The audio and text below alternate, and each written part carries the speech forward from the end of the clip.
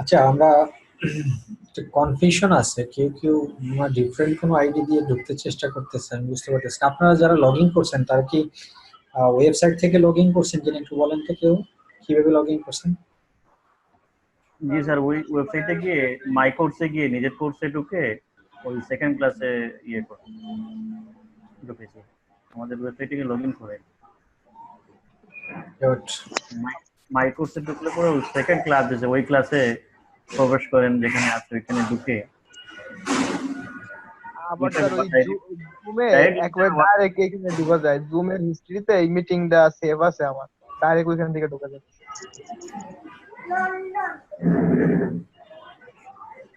তারপর স্যার সরাসরি একটা লিংক দিয়েছে স্যার, ওইটা স্যার কাজ করছে না।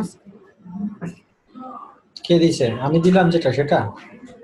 না স্যার, ওইটা আমি মেসেজ করেছিলাম স্যার প্রথম ক্লাসে, তো ওই দিন ওইটা দিয়ে ঢুকেছি। আজকে ওইটা কাজ করছে না। আজকে লগ ইন করে তারপর ওখানে ঢুকতে গেলাম, সেকেন্ড ক্লাসে দেখাচ্ছে এন্ড ক্লাস।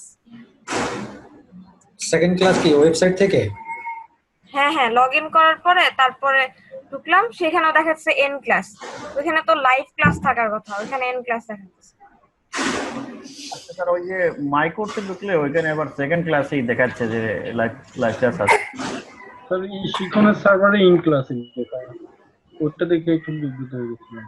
জি, আমরা ওই যে মাই কোর্সে ঢুকলে পরে ওইখানে আবার ওই সেকেন্ড ক্লাস অ্যাক্টিভ আছে।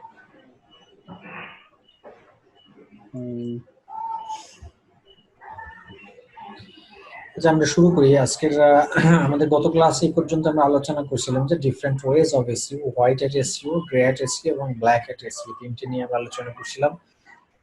এরপরে এই ক্লাসটা আমরা গত শেষ করতে পারিনি, আমরা যে যতটুকু বাকি ছিল সেটা সেখান থেকে আমরা শুরু করি। আমাদের ওয়াই উইল ডু এসইও, মানে এসইও আমরা কেন করব, এই কোশ্চেনটা অনেকে থাকতে পারে বা অনেকেই এটা আমাকে এর আগে জিজ্ঞেস করছে যে এসইও এমন কি এক জিনিস যে এসইও করতেই হবে আমাদেরকে। এসইওটা করার মূল উদ্দেশ্যটা হলো যে আপনার আমাদের যে ওয়েবসাইট, যে কোম্পানির ওয়েবসাইট, যে বিজনেস ওয়েবসাইট আমাদের, সেই বিজনেস ওয়েবসাইটটা বা আমার পার্সোনাল কোনো ব্লগ যদি থাকে বা যে কোনো ব্লগ বা ওয়েবসাইট যেটাই হোক না কেন, আমি সবসময় যদি গুগলের ফার্স্ট পেজে আমি রাখতে পারি আমার ওয়েবসাইটটাকে, তাহলে সেক্ষেত্রে আমার প্রচুর পরিমাণে ভিজিটর্স বেশি থাকে আর আমার সাইটে আসার পসিবিলিটি থাকবে।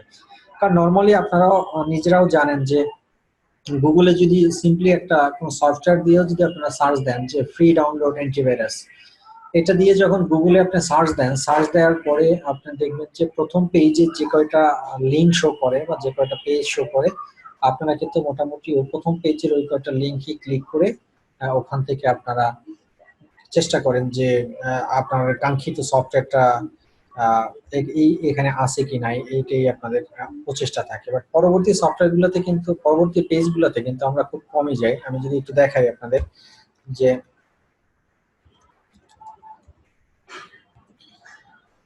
নর্মালি গুগলের ব্রাউজারে, মানে যে কোনো ব্রাউজারে আপনাদের যেটা থাকে যে এক একটা পেজে 10টা করে আপনাদের রেজাল্ট শো করে, বাট এটা আপনারা চাইলে ইনক্রিজ করাই নিতে পারেন, বাড়াইও নিতে পারেন। যেমন আমি দেখাচ্ছি যে আমি যদি ডাউনলোড দেই, ফ্রি ডাউনলোড,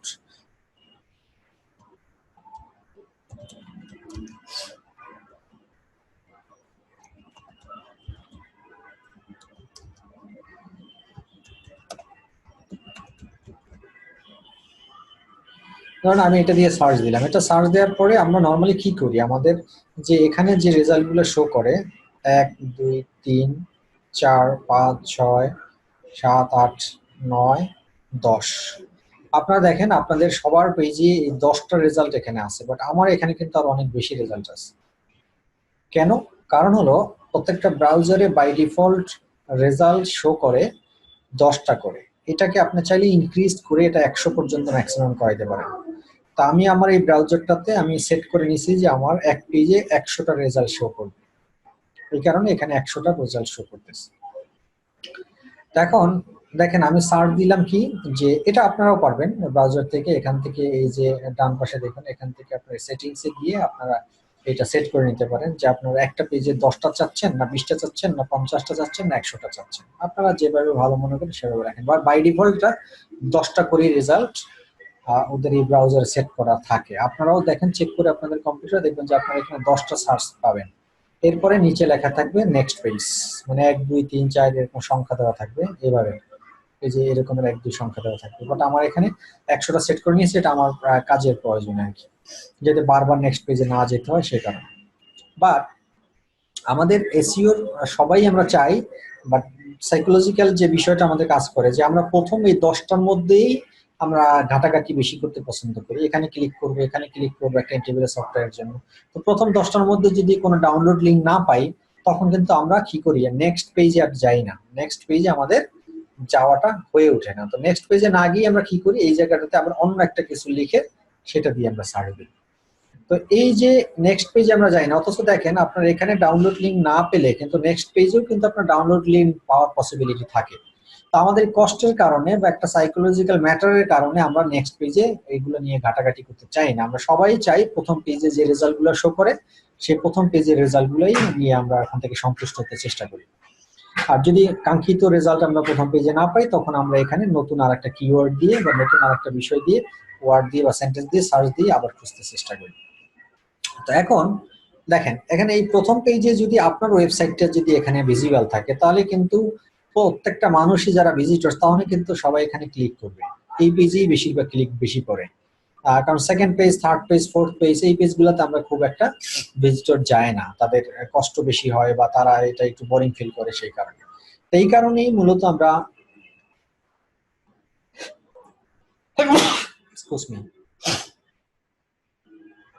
এই কারণেই মূলত আমরা এসইও করব যে আমাদের ওয়েবসাইটটা যদি আমরা গুগলের প্রথম পেজে নিয়ে আসতে পারি, 10টা রেজাল্টের মধ্যে শো করে, তো সেক্ষেত্রে আমাদের বেশি বেশি ভিজিটরস আসবে এবং কাঙ্ক্ষিত ক্লায়েন্ট আমরা খুঁজে বেশি বেশি পাবো আমরা। এটাই হলো মূল কারণ এসইও করার একমাত্র ওয়ে এবং মেইন রিজন। যেমন ওয়েবসাইটটাকে কি লেখা আছে দেখুন, to rank any website business engine search engine, আমার ওয়েবসাইটটাকে সার্চ ইঞ্জিনে র্যাঙ্ক করতে হবে। আর সবচেয়ে বড় বিষয়টা হলো প্রথম 10টা পেজের মধ্যে থাকলে সবচেয়ে আমি সেফ, এবং আমরা প্রচুর পরিমাণে ভিজিটর আমার সাইটে অটোমেটিকলি গুগল থেকে বা বিভিন্ন সার্চ ইঞ্জিন থেকে আমার অটোমেটিকলি আসবে। তো আশা করি আপনারা বুঝতে পারতেছেন। সো এখন এরপরে আসেন benefit of SEO. Benefit of এসইওটা তো বুঝতেই পারছেন যে আমার ওয়েবসাইটটা যদি গুগলের র্যাঙ্ক পেজে যদি চলে আসে, তো সেক্ষেত্রে আমি আমার ওয়েবসাইটটা পরিচিতি বেশি হবে, প্রচুর পরিমাণে ভিজিটর্স আমার সাইট ভিজিট করবে। আর সাইট যদি আমার ভিজিটর্স বেশি আসে, তাহলে যত বেশি ভিজিটর আমার সাইটে আসবে, তত বেশি আমার ক্লায়েন্ট পাওয়ার সম্ভাবনা বেশি থাকবে, বা আমার ওয়েবসাইটের প্রোডাক্ট সেল করার সম্ভাবনা বা সেল হওয়ার সম্ভাবনা বেশি থাকবে। হ্যাঁ, এটাই হলো আমার benefits of SEO.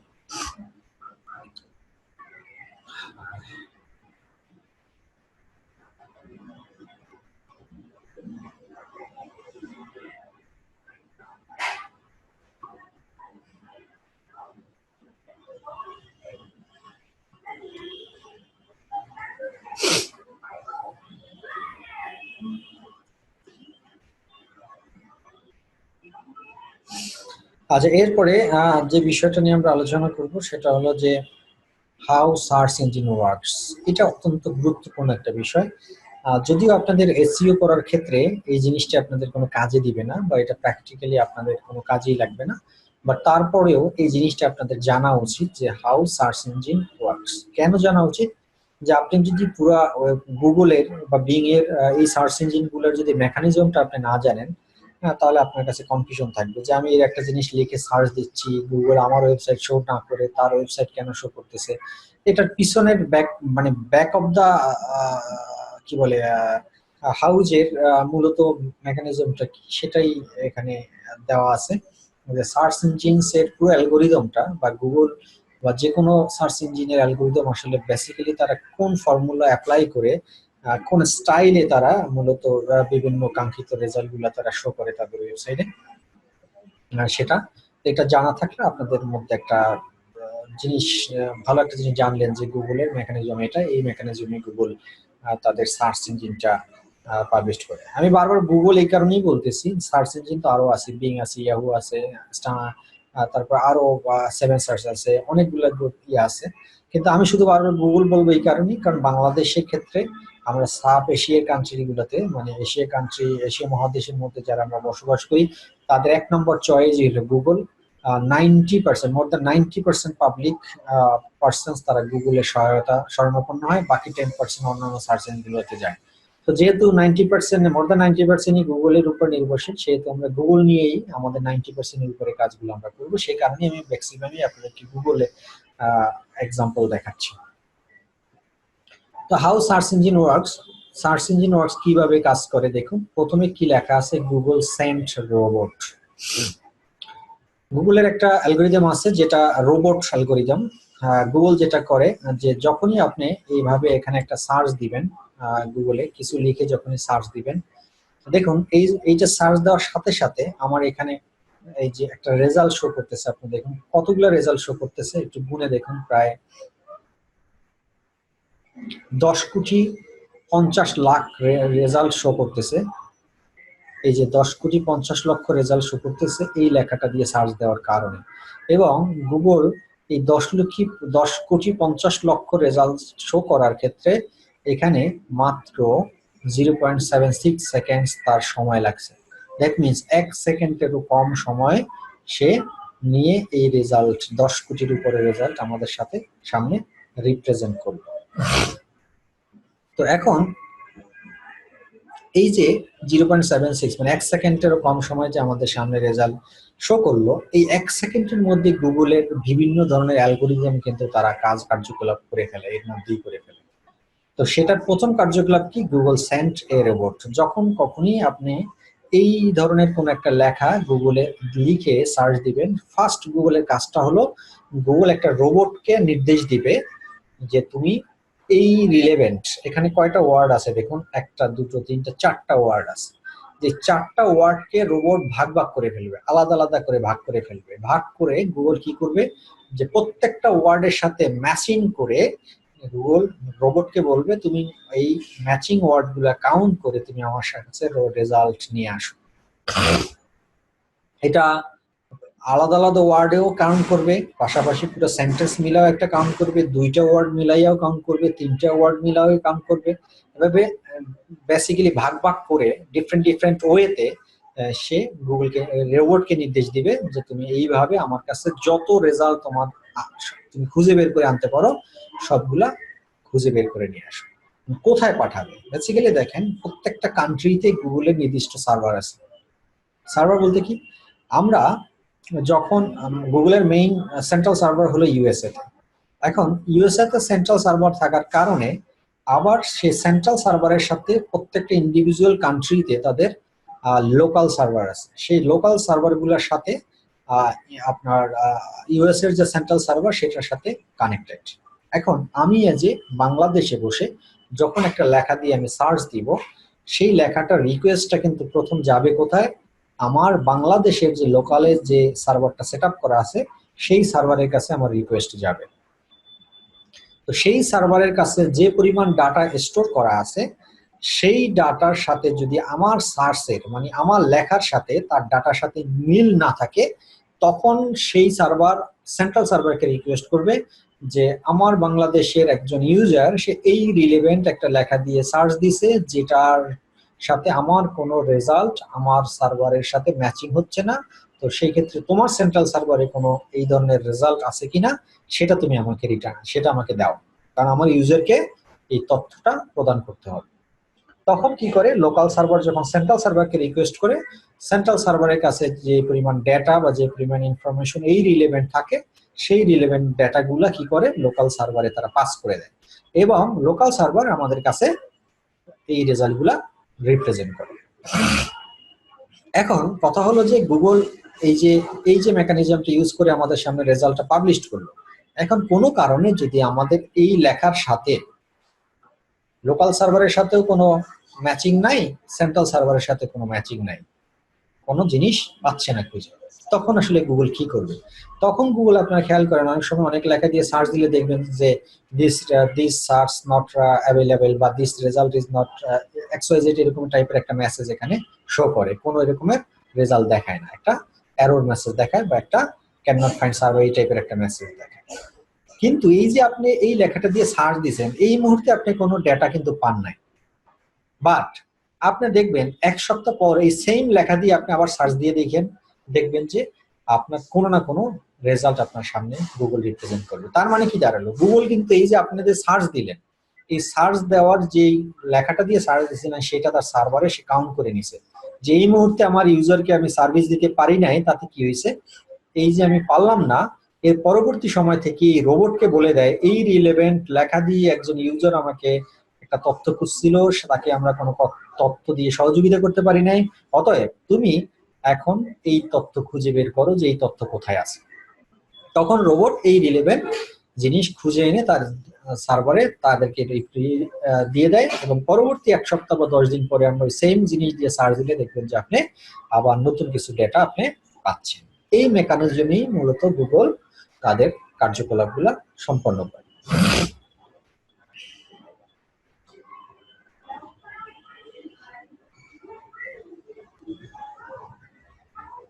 ক্লাস 9 হলো কেন? আপনারা কি আমার কথা শুনতে পাচ্ছেন?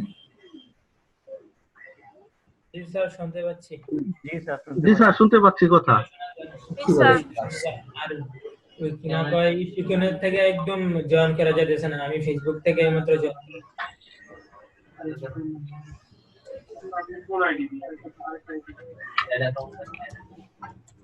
হ্যালো, জি, আচ্ছা, তো যাই হোক, হয়তো বা কেউ পার্সোনাল প্রবলেমের কারণে হতে পারে। আচ্ছা, তার মানে কি দাঁড়ালো, গুগল রোবট সেন্ড করলো, সেন্ড করার পরে রোবটের কাজটা কি, রোবট যেটা করে ক্রাউল ডাটা করে। ক্রাউল শব্দটা আপনারা মুখস্থ করে ফেলবেন। ক্রাউল ডাটা মানে হলো আমাদের এসইওর ভাষায় এটা একটা শব্দ, ক্রাউল ডাটা। ক্রাউল ডাটাকে আমরা সহজভাবে শুনতে পাচ্ছি না। হ্যালো, বাকিরা শুনতে পাচ্ছেন? জি স্যার ক্লিয়ার শোনা যাচ্ছে, আমি ক্লিয়ার শুনতে পাচ্ছি। ওনার ইয়েতে হয়তো কোনো প্রবলেম থাকতে পারে। ক্লিয়ার শুনতে পাচ্ছি স্যার, সমস্যা নেই। সমস্যা নেই। আপনারা জি স্যার ক্লিয়ার শুনতে পাচ্ছি। কেউ একজন একটু চ্যাট বক্সে মেসেজ দিয়েছেন যে আমরা শুনতে পাচ্ছি, আপনারা শুনতে পারেন না, এটা আপনার প্রবলেম। কে একজন মেসেজ দিয়েছেন? ওকে, তো robot crawl data. Robot crawl data কি করে? ক্রাউল ডাটা বলতে আমরা যেটা বুঝি সেটা হলো যে ক্রাউল ডাটা মিনস হলো ডাটা কালেকশন করা। সহজ ভাষায় আমরা বাংলাদেশি মানুষ যারা বুঝি, ডাটা কালেকশন করা বুঝি আমরা। তো robot crawl data, robot crawl data মানে হলো রোবট সে সাথে সাথে ডাটা কালেকশন করা শুরু করে বা ডাটা খোঁজা শুরু করে। তো রোবট ডাটা খুঁজে এনে সেটা কোথায় দেয়, লোকাল ডাটাবেজ স্টোর, যেটা মানে লোকাল সার্ভার যেটা আছে সেই সার্ভারে এই তথ্যগুলা সে ডাটা স্টোর করে। এখন ডাটা তো স্টোর করে এনে দিল, রোবটের কাজ শেষ। কিন্তু এখানে রোবট দেখা গেল যে, একটু মিউট করে রাখেন, আপনি একটু মিউট করে রাখেন।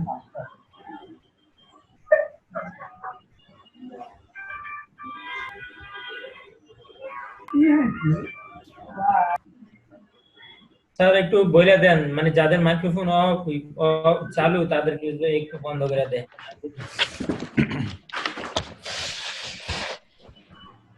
আপনাদের মাইক্রোফোন গুলো সবাই মিউট করে রাখেন। যখন কথা বলবেন আমার সাথে তখনই কথা বললে এটা অটোমেটিকলি আনমিউট হয়ে যাবে। অতএব এটা আনমিউট করে সবসময় রাখলে আপনাদের ওখান থেকে নয়েজ আসে। আপনারা এখানে 25-30 জন স্টুডেন্ট আছেন, তো সবার কাছ থেকে যদি নয়েজ একসাথে চলে আসে তখন কিন্তু ক্লাসের আর কোনো ভয়েসই শোনা যাবে না। এই জন্য সবাই মিউট করে রাখেন। তারপরে যদি কথা বলার প্রয়োজন মনে করেন তখন আমার সাথে আনমিউট করে কথা বলবেন।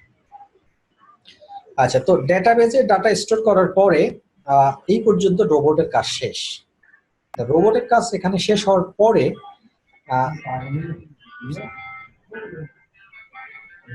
ফিরোজ মোল্লা, আপনি এটা, আপনাকে আমি বারবার মিউট করতেছি, তারপর আপনি কেন এটাকে আনমিউট করতেছেন?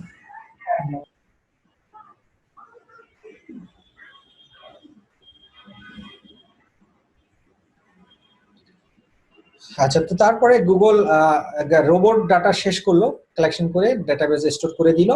এখন রোবট তো সে কি করলো, এবং হাজার হাজার ডাটা আইনা ডেটাবেজে স্টোর করে দিল। এখন রোবটের কাজ কিন্তু শুধু ডাটা কালেকশন করে ডেটাবেজে স্টোর করে দেওয়া, এরপরে আর রোবটের কোনো কাজ নাই। এরপরে যে পোর্শনটা আপনারা দেখতে পাচ্ছেন এখানে সেটা হলো ডেটাবেজ অ্যানালাইসিস করা। অ্যানালাইসিস করবে, করার পরে দেখবে যে অ্যানালাইসিস কি করবে, যে আমি যে জিনিসটা দিয়ে সার্চ দিছিলাম সেই সার্চের সাথে ধরুন রোবট কি করলো, 1000 ডাটা আইনে ডাটাবেজ স্টোর করে দিল। এই 1000 ডাটা থেকে ডাটাবেজ অ্যানালাইসিস শুরু করে দিবে যে 1000 ডাটার সাথে আমি যে জিনিসটা দিয়ে সার্চ দিছিলাম সেই সার্চের সাথে হুবহু কয়টা মিল আছে আর পার্শিয়াল মিল আছে কয়টা। তো যেগুলো হুবহু মিল আছে সেগুলো উপরের সারিতে রাখবে, যেগুলা পার্শিয়াল মিল আছে সেগুলো নিচের সারিতে রাখবে। তারপরে কি করবে দেখুন, অ্যাসেসমেন্ট অফ র্যাঙ্কিং ফ্যাক্টরস। এরপরে সে এটাকে অ্যাসেসমেন্ট করবে। এখন ধরুন যে হুবহু 1000-এর মধ্যে হুবহু মিলে গেছে 200, তাহলে 200-কে সে উপরের সারিতে রাখলো। এখন 200-এর মধ্যে কাকে 1 নম্বরে রাখবে, কাকে 2 নম্বরে রাখবে বা কাকে 3 নম্বরে রাখবে, এই জিনিসটা ডিপেন্ড করে অ্যাসেসমেন্ট অফ র্যাঙ্কিং ফ্যাক্টরস এর উপরে। কিছু র্যাঙ্কিং ফ্যাক্টরস আছে, সেই ফ্যাক্টরস গুলোর উপর বেসিস করে আপনার 1, 2, 3 সিরিয়াল করা হয়। আমরা একটু পরেই সেই র্যাঙ্কিং ফ্যাক্টরস গুলো শিখবো। বাট এখন আপনারা এতটুকু জেনে রাখেন যে কিছু বিষয়ের উপর নির্ভর করে রোল নম্বর ক্রিয়েট করা হয়। যে আমি এই 200 যে একই রকমের ডেটা আমি পাইলাম, এই 200 ডেটার মধ্যে কাকে আমি 1-এ শো করব, কাকে 2-তে শো করব, কাকে 3-এ শো করব, সেটা কিছু র্যাঙ্কিং ফ্যাক্টরস এর উপরে নির্ভরশীল। ধরুন আমরা যে পরীক্ষা এক্সাম দেই, পরীক্ষা এক্সাম যখন দেই আমাদের হয়তো বা 10টা সাবজেক্ট থাকে বা 11টা সাবজেক্ট থাকে।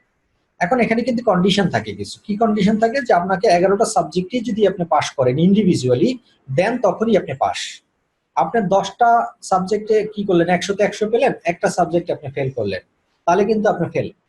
আবার অনেক স্টুডেন্ট আছে যে 10টা সাবজেক্টই সে 60 করে পাইছে, তার মানে যেই স্টুডেন্ট 10টা সাবজেক্টই 60 করে পেলো আর আপনি পেলেন 10টা সাবজেক্টের মধ্যে 9টায় 100 করে আর একটায় পাইলেন আপনি 33-এর নিচে, তার মানে কি দাঁড়ালো, টোটাল মার্কস রেজাল্ট হিসেব করলে কিন্তু আপনি তার চেয়ে বেশি, কিন্তু আপনি একটা ফেল করছেন বলে কিন্তু আপনি ফেল।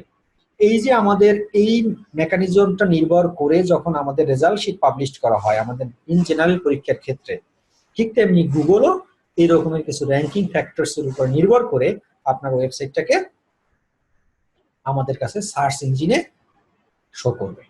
এখানে যে আপনার ওয়েবসাইট খুব সুন্দর হলেই আপনার কাছে ই করবে, আপনার প্রচুর পরিমাণে ভিজিটরস আপনার এই সাইটে ঢুকতেছে সেটার কারণেই যে আপনার সাইটটা 1 নম্বরে শো করবে, তারপরে আপনার অনেক বেশি কন্টেন্ট সেটার কারণেই যে করবে, বা আপনি ইংলিশে কন্টেন্ট করছেন, ইংলিশ ওয়েবসাইট করছেন সেটার কারণে করে, বিষয়টা কিন্তু তা নয়।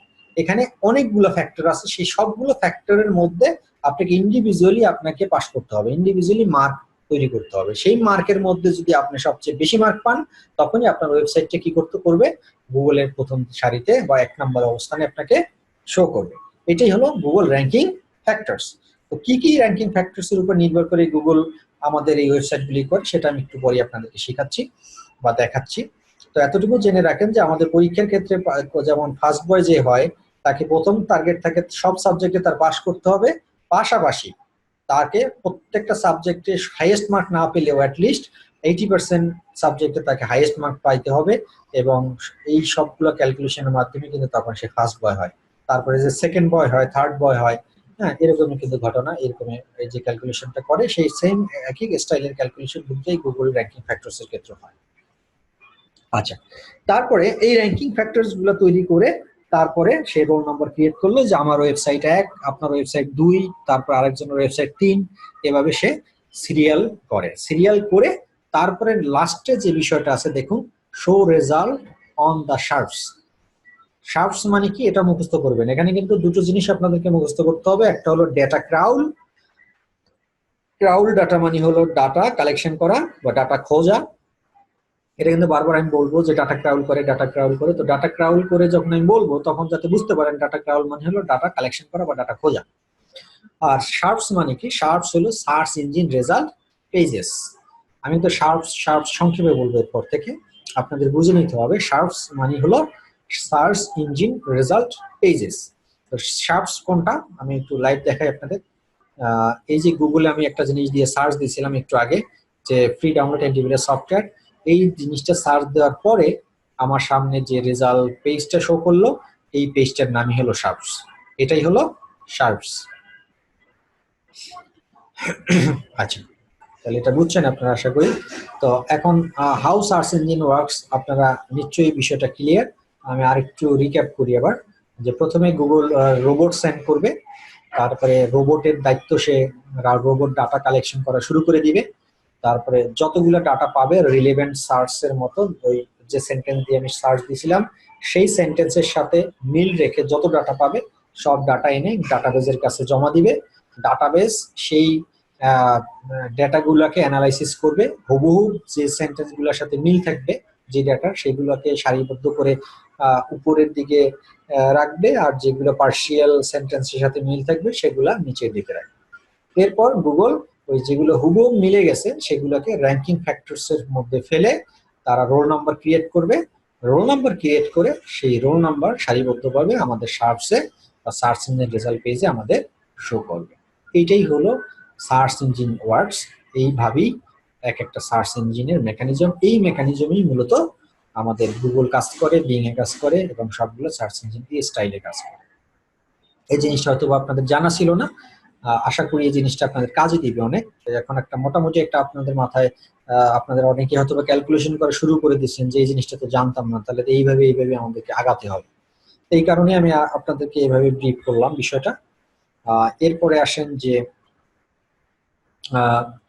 আচ্ছা, গুগল র্যাঙ্কিং ফ্যাক্টরস মানে কোন বিষয়গুলোর উপরে গুগল কি করে আপনার র্যাঙ্ক করে, মানে আপনার ওয়েবসাইটটাকে 1 নম্বর পজিশনে বা 2 নম্বর পজিশনে বা 3 নম্বর পজিশনে, যে কথাটা একটু আগে বলছিলাম যে আমি আপনাদেরকে র্যাঙ্কিং ফ্যাক্টরস গুলো দেখাবো।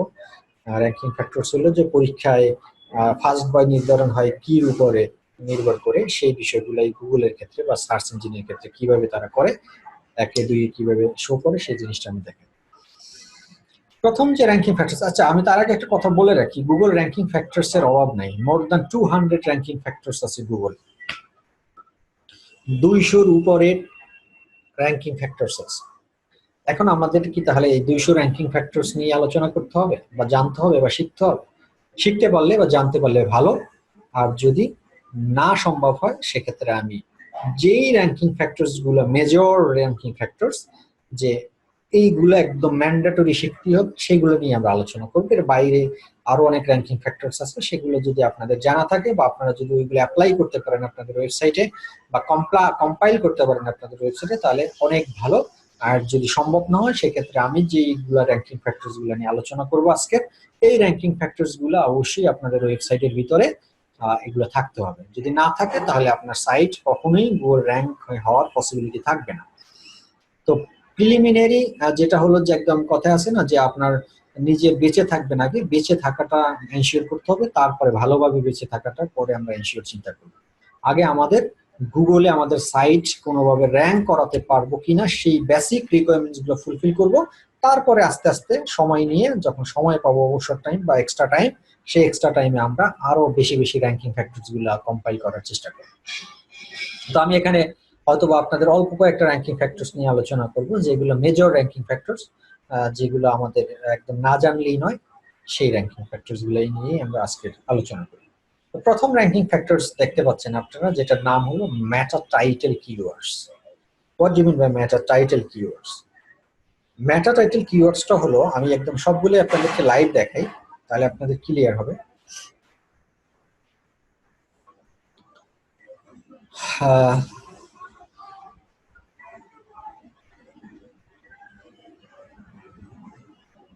আচ্ছা, আপনাদেরকে আমি ফার্স্ট ক্লাসে বলছিলাম যে একটা আপনার একটা রিনাউন্ড একটা কোম্পানির কাজ করছিলাম আমি, যেটা গুগলে ব্ল্যাক লিস্টেড হয়ে গেছিল, নাম বলবো না বলছিলাম, বাট নাম বললেও কোনো অসুবিধা নেই, বলেই দিই। এটা দিয়েই আপনাদেরকে দেখাই তাহলে আপনার জন্য সুবিধা হবে। এটা হলো এলিট পেইন্ট, বাংলাদেশের একটা পেইন্ট কোম্পানি, টপ 3টা পেইন্ট কোম্পানির মধ্যে বাংলাদেশে একটা, বার্জার পেইন্টস, এশিয়ান পেইন্টস, এই 3টেই এখন টপ লেভেলে।